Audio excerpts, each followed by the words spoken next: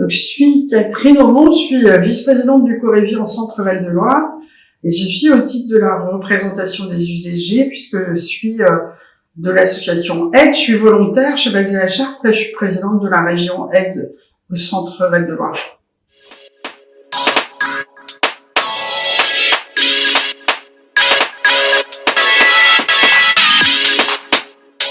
Alors, en termes de prévention, on participe activement aux semaines de santé sexuelle donc qui sont organisées au mois de juin et au mois de décembre, autour du 1er décembre. On a fait le choix de garder fortement le dépistage, puisque dans la région, on a un fort déficit en dépistage VIH notamment. Donc après, on regarde avec l'ensemble des acteurs autour de la santé sexuelle et des thématiques. Donc dans chaque département, ensuite, chacun va décliner les actions auprès des publics vulnérables qui leur semblent prioritaires. Donc on est très centré sur dépistage VIH-IST, que ça soit dans les CGID ou avec les associations LGBT ou l'association Aide.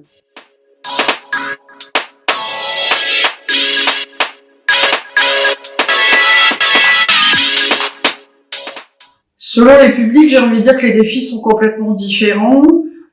Sur le public jeune, on est plutôt, à mon avis, sur un défi à relever en termes d'information, de représentation. Ils ont l'impression de savoir de quoi ils parlent. En fait, souvent, quand on creuse un peu, on s'aperçoit que le VIH, ils savent pas comment ça se transmet, ils savent pas que le traitement protège de la transmission. Donc ça, c'est sur le public jeune. Après, sur les publics qu'on dit plutôt vulnérables au VIH, et notamment les HSH, les hommes qui ont des relations sexuelles avec d'autres hommes, le défi, c'est l'accès à la prévention pour tous, quels que soient les lieux où ils habitent et dans le fin fond des départements. C'est compliqué quand on n'habite pas en ville et qu'on est loin. D'un centre de dépistage, d'un centre pour avoir accès à la PrEP, mais aussi la peur d'être stigmatisé, c'est-à-dire qu'on avait développé un programme de prévention à distance et on s'est vite rendu compte que les gens voulaient même pas aller au laboratoire chez eux, voulaient pas aller à la pharmacie chercher la PrEP. Donc il y a un vrai déficit de visibilité et d'acceptation.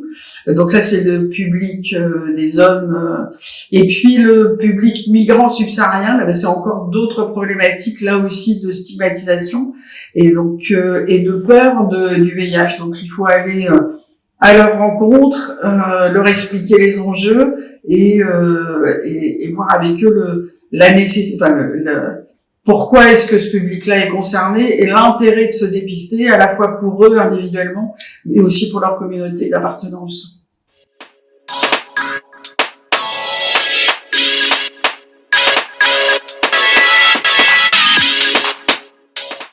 Les traitements, ils sont plutôt accessibles. On est sur un accès au traitement quand on est dépisté rapide, parce que le maillage est fort et les services très mobilisés. Donc dans les départements, des lieux forts très impliqués. Après, sur la prévention et le dépistage, c'est plus compliqué, ce que je disais tout à l'heure. Donc, on a les CJ dans les métropoles et dans les villes, mais après, c'est plus compliqué d'y avoir accès quand on est à distance, à la fois en termes de visibilité, mais aussi d'accessibilité. Donc, les relais là aussi sont pris par Aide, où nous on fait de l'aller vers dans les lieux plus éloignés. Même si on travaille beaucoup sur les villes forcément, mais aussi on est attaché à aller au moins dans les 3 plus gros départements concernés vers les publics cibles et faciliter l'accès à la prévention et au dépistage en proposant notamment du dépistage rapide.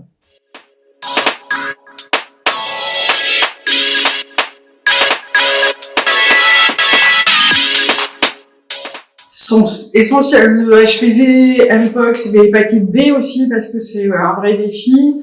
Donc sont disponibles dans les services de vaccins, mais aussi dans les CJ. Alors là aussi, je pense que le premier défi à relever, c'est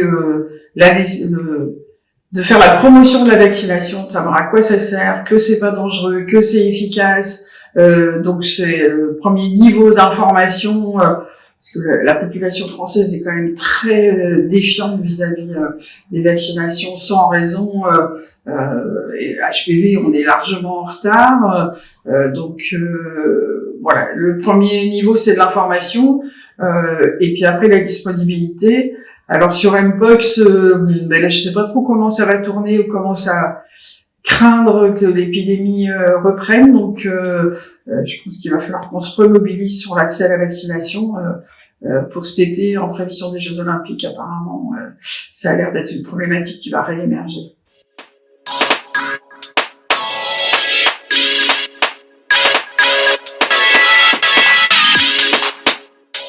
Alors, les personnes nous on dépiste, sur la région l'an dernier, on a fait 800 dépistages. On a trouvé 16 personnes positives au VIH. Donc l'idée pour nous, c'est pas de faire du dépistage pour du dépistage, mais c'est vraiment d'accompagner les personnes pour qu'elles aient effectivement accès au traitement, qu'elles soient mises sous traitement. Donc on a un réseau partenarial médical très proche et investi. Donc quand on trouve nous une personne séropositive, on voit avec elle de quoi elle a besoin pour accéder aux soins. Donc ça peut être très varié, hein, les personnes qui se débrouillent tout à fait toutes seules, qui ont leur médecin, qui vont bien, et d'autres qui sont très loin du soin, notamment les publics subsahariens par exemple, parce qu'ils n'ont pas de papier, parce qu'ils n'ont pas de couverture sociale. Donc là, de toute façon, nous on se met très vite en lien, et on a le lien très facile avec les infectiologues, on prend rendez-vous, et notre délai de confirmation est en gros de 36 heures, et avec une mise sous traitement très rapide derrière. Voilà. Donc on accompagne les personnes là où elles ont besoin. C'est-à-dire certains vont nous dire bah non je me débrouille, d'autres vont dire bah je sais pas trop, peut-être tu peux me filer un coup de main pour que je prenne rendez-vous, et d'autres ça va aller jusqu'à l'accompagnement physique chez le médecin, chez l'infectiologue à l'hôpital, parce que elle est démunie, parce qu'elle n'a pas de moyen de transport, parce que ça lui fait peur, parce que et ensuite voilà, on accompagne la personne autant qu'elle en a besoin dans la durée, jusqu'à qu'elle soit autonome. C'est un de nos principes. Nous, on accompagne les personnes vers l'autonomie pour qu'elles puissent avoir accès au traitement. Après, on a des temps collectifs aussi, hein, où après plutôt au-delà de l'annonce, c'est quand on vit avec le VIH, on anime des groupes de parole, on anime des week-ends santé où les gens peuvent échanger entre eux sur les vécus de discrimination, sur les difficultés au travail, en famille, avec les soignants. Donc ça fait partie de nos réalités d'action avec les personnes séropositives.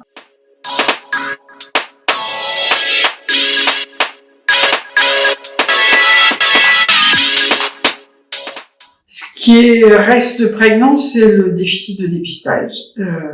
On est largement en dessous de la moyenne nationale sur le nombre de dépistages effectués. Donc c'est un vrai souci. Moins on en fait, moins on en trouve de positifs, forcément. Donc avec vitesse, il semblerait que les choses se soient un peu développées, mais avec l'accès au laboratoire gratuit et sans ordonnance.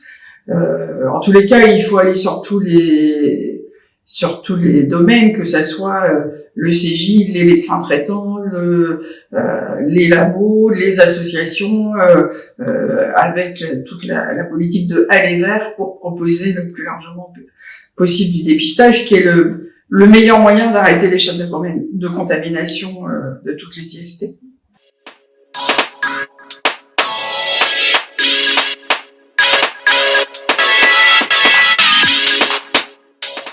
Le VIH, pour moi, la première étape là, c'est que le ministère de la Santé et le gouvernement entendent que l'épidémie n'est pas finie. On est confronté à la réforme des Corévi et ils veulent élargir l'éco-révi à l'ensemble de la santé sexuelle, ce qu'on fait déjà largement, mais on se mobilise là pour que le VIH reste central. L'épidémie est loin d'être finie. En région centre, on a une recrudescence là du nombre de découvertes. Donc, on sait que l'épidémie n'est pas finie. L'épidémie cachée, elle persiste. Et plus l'épidémie avance, plus on va avoir de mal de trouver les dernières personnes contaminées. Et donc, c'est ce qu'on appelle le dernier kilomètre. Et il va être difficile, et il n'est pas question en ce moment de réduire les moyens sur la prévention, sur la coordination, sur l'accès aux soins. Donc là, le prochain défi, c'est vraiment que le ministère veuille entendre il faut que l'éco-révi restent centraux pour que la fin de l'épidémie, comme annoncé dans la stratégie nationale de santé sexuelle, soit efficace.